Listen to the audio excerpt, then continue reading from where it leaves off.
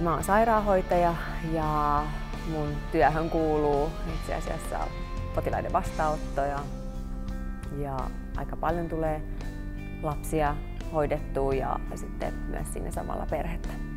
Se on ehkä yksi paras juttu, mitä mä tykkään ainakin tällä hetkellä tuosta työstä.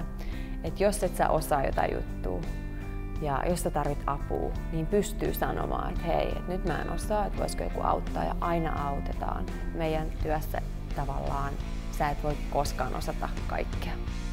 Mulle on aina ollut luonto tosi tärkeä juttu, että mä oon lapsesta asti retkeillyt metsissä ja käynyt suunnistamassa. Ja siihen liittyen niin on ollut biokemiasta tosi kiinnostunut ja ympäristönsuojelutekniikasta. Tutkijan työ on tosi kiireistä ja yllätyksellistä, että monasti tutkijat tekevät töitä iltaisin, jopa öisinkin. Ja sitten ei oikeastaan aina välttämättä tiedä, että mihin suuntaan se tutkimus menee, koska aina tulee uusia yllättäviä tuloksia, jotka johdattaa sitä tutkimusta eteenpäin. Että se on hyvin mielenkiintoista.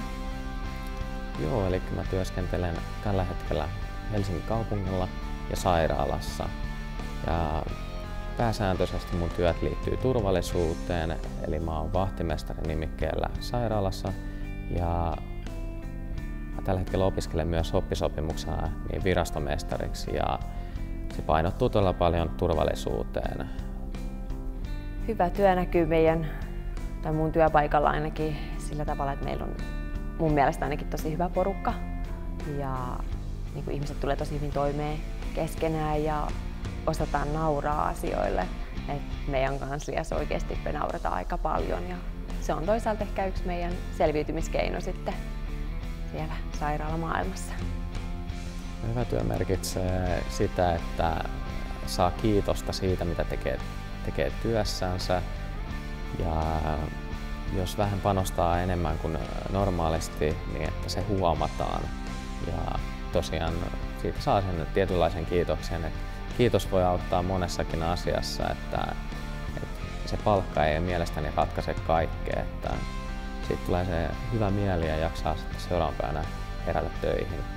Hyvä työ tarkoittaa mulle sitä, että se on merkityksellistä, että saadaan hyviä tuloksia, on hyvät työkaverit ja hyvä ja reilu pomo, joka huomioi kaikki alaiset samalla tavalla. Ja sitten myös se, että silloin kun on tehnyt hyvän työn, niin reilusti sanotaan, että teitpä hyvän työn, että silloin saa kiitosta, kun on sen paikka.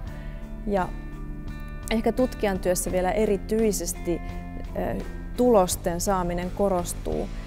Et jos ei saa hyviä tuloksia, niin tavallaan se työ menee umpikujaan ja se, mikä taas innostaa, niin on ne hyvät tulokset ja vie sitä työtä eteenpäin. Et se on tosi keskeistä. Ja sitten siihen taas toisaalta niin tarvitaan tutkijoiden yhteistyötä.